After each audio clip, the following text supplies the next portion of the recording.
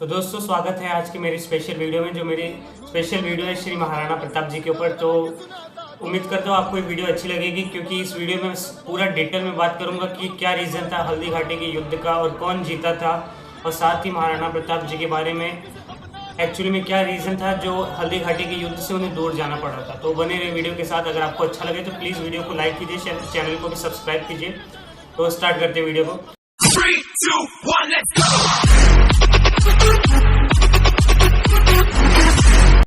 दोस्तों, महाराणा प्रताप जी का जन्म 9 मई 1540 में हुआ था, जो कुंभलगढ़ किला है राजस्थान में स्थित, वहीं पर हुआ था। वो किला फ्रेंड्स लगभग 200 किलोमीटर दूर है चित्तौड़गढ़ किले से, जो मेवाड़ के अंडर में आता था।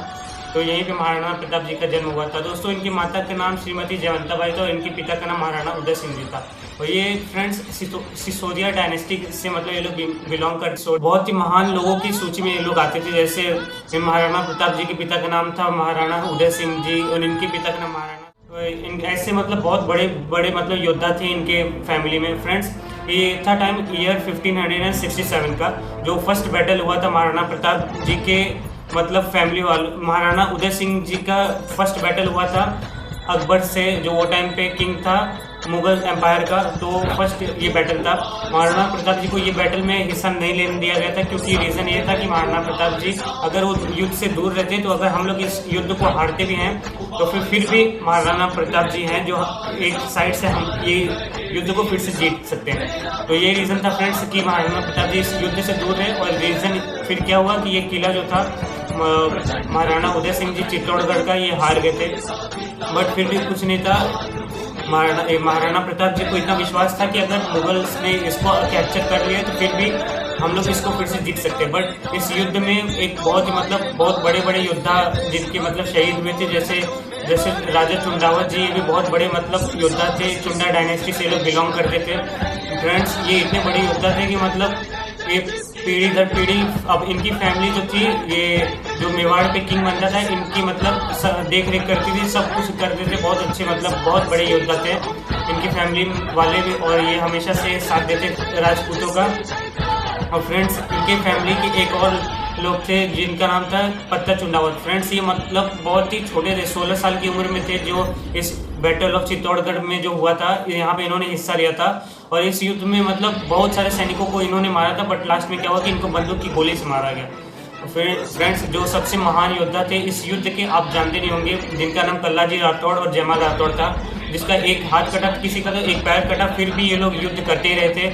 और एक के ऊपर एक बैठ के, आप वीडियो देख सकते हैं, एक के ऊपर एक बैठ के इन लोग ऐसा युद्ध किए थे जो अकबर ने इनको कहा था कि 4 हाथ वाला देवता बोल जाता है इनको। इतने मतलब ब्रेवरी योद्धा थे ये लोग।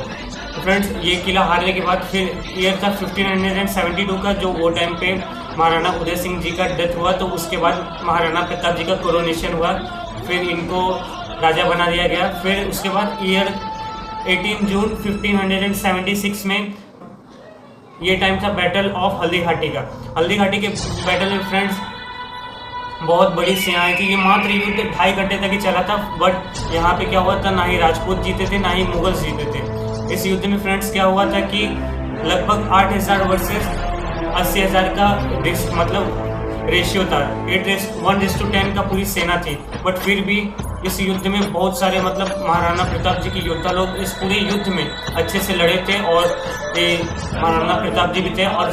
और इस युद्ध में राजपूत सेना का नेतृत्व कर रहे थे श्री महाराणा प्रताप जी, और मुगल सेना का कर रहे थे राजा मान सिंह। राजा मान सिंह अकबर के मतलब 9 रत्नों में से एक थे, जो मतलब इस युद्ध में मुगल सेना का नेतृत्व कर रहे थे। फ्रेंड्स, इस युद्ध में मतलब बहुत ही खतरनाक लड़ाई हुई थी। और इस युद्ध में सबसे फेमस इंसिडेंट था जब बहलोल खान को महाराणा प्रताप जी ने मारा था। रीज़न ये था कि एक मतलब बहुत ही मतलब करीबी थे श्री महाराणा प्रताप जी के एक योद्धा जिसको बहलोल खान के मतलब मुगल्स में एक लोगों ने मारा था। और फिर बहलोल खान ने क्या हुआ कि मजाक बनाया थोड़ा सा कि इनके पास शक्ति नहीं है, राजपूतों के पास, ये जंगल में रहते थे, घास की रोटी खाते थे, तो क्या इनके पास युद्ध करने की क्षमता थी। बट फिर भी प्रताप जी का 100 किलो का वजन था और 72 किलो की तलवारें थी, 208 किलो की तलवारें थी फ्रेंड्स, और लगभग 7.5 फीट के खुद ये महाराणा प्रताप जी थे, जो पूरे भारत में सबसे बड़े योद्धाओं में से एक है, ऊंचे योद्धाओं में फ्रेंड्स। लगभग 72 किलो की इनका कवच था, 208 किलो की इनकी पूरे तलवार के 2 तलवारों का वजन था और 80 किलो का भाला था, जिससे ही इन्होंने बहलोल खान को काट डाला था। जो फ्रेंड्स ये था मतलब मोस्ट फेमस इंसिडेंट था पूरे इस युद्ध का, जो बहलोल खान को इन्होंने घोड़े सहित काट डाला था महाराणा प्रताप जी ने। और जो इनका फेमस था हॉर्स जो था इनका चेतक कितना बड़ा मतलब घोड़ा था फ्रेंड्स कि इनको महाराणा प्रताप जी ने हाथी का मुकुट पहना दिया था, जिसके कारण सारे हाथी भी कंफ्यूज होते थे कि ये इतने मतलब थोड़े कम हाइट का जो है, हाथियों के रेंज में जो होते हैं कम हाइट का ये हाथी कैसे हो गया। ये मतलब कई बार ऐसा कंफ्यूज होते थे। घोड़े तो होते थे कि इतना मतलब हाथी इधर से कैसा आ गया सामने हम लोग के, ये घोड़े भी ऐसा कंफ्यूज होते थे सब, जिसके कारण चेतक हाथी घोड़ों को भी आसानी से हरा लेता था। फिर क्या हुआ फ्रेंड्स कि महाराणा प्रताप जी मान सिंह को मारने के लिए गए थे। वो टाइम पे क्या हुआ था कि मान सिंह के हाथियों, वो टाइम पे हाथियों के सूंड में भी कुछ तलवार जैसा बांध दिया जाता था कि अगर कोई सामने आ रहा है तो मार देगा। तो फ्रेंड्स उसके बाद क्या हुआ कि ये जो मान सिंह को महाराणा प्रताप मारने के भाले से, वो टाइम पे क्या हुआ कि दोनों पैर चेतक के हाथी के ऊपर थे और जो सूंड थी वो चेतक के पैर में लग गया था, जिसके कारण चेतक मतलब परेशान हो गया था। तो जिसके कारण महाराणा प्रताप जी को युद्ध से दूर लेके चला गया था।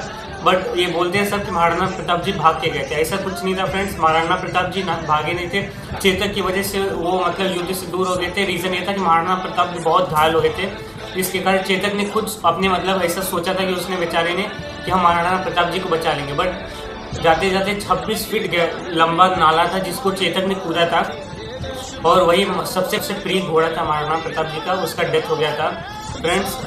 घोड़े चेतक की भी एक अलग समाधि है, जो सबसे बड़ा ऐसा मतलब घोड़ा था जिसके बारे में हम लोग सबसे ज़्यादा पढ़े होंगे। चेतक के ऊपर रणबीर चौकड़ी भर भर कर चेतक बन गया निराला था, ऐसी बहुत अच्छी कविता फ्रेंड्स, आप गूगल पे सर्च करके देख सकते हैं। तो फ्रेंड्स फिर क्या हुआ था इस युद्ध के बाद, ना ही मुगल जीते थे ना ही महाराणा प्रताप हारे थे, कुछ ऐसा ही यहाँ पे था। बट फिर क्या हुआ कि ऐसा महाराणा प्रताप जी इस युद्ध से दूर हुए, तो फिर मुगल ने फिर से किले को कैप्चर कर लिया, जिसके कारण फिर क्या हुआ कि कुछ लगभग 1582 और 1588 to 90 के बीच महाराणा प्रताप जी लगभग 85% पूरा मेवाड़ का जो था सब कुछ जीत गए थे। बट महाराणा प्रताप जी का क्या हुआ कि इनका डेथ हो गया था। तो ईयर 1597 में श्री महाराणा प्रताप जी का डेथ हुआ था। तो फ्रेंड्स ये टाइम पे क्या हुआ था कि ये खबर सुनते ही अकबर भी रोने लगा था कि जिसपे मैं कभी काबू नहीं कर सका, आज उस वीर का डेथ हो गया। मतलब फूट फूट के रोया था अकबर वो टाइम पे कि उसको पहली बार इतना टक्कर देने वाला जो हुए भारत पे अकबर ने कब्जा किया। लेकिन एक ऐसा मेवाड़ी जगह था जहाँ पे राजपूत ऐसे थे, और स्पेशली महाराणा प्रताप ऐसे राजपूत थे जिसपे कभी भी अकबर काबू नहीं कर पाया था। तो फ्रेंड्स यही था मेरा वीडियो श्री महाराणा प्रताप जी पे। उम्मीद करता हूँ आपको अच्छा लगेगा। अगर अच्छा लगे तो प्लीज़ चैनल को सब्सक्राइब कीजिए, लाइक कीजिए और वीडियो को भी शेयर कीजिए ताकि सबको नॉलेज हो कि कैसे थे हमारे महाराणा प्रताप जी। तो फ्रेंड्स मिलते हैं अगले वीडियो में, तब तक के लिए गुड बाय।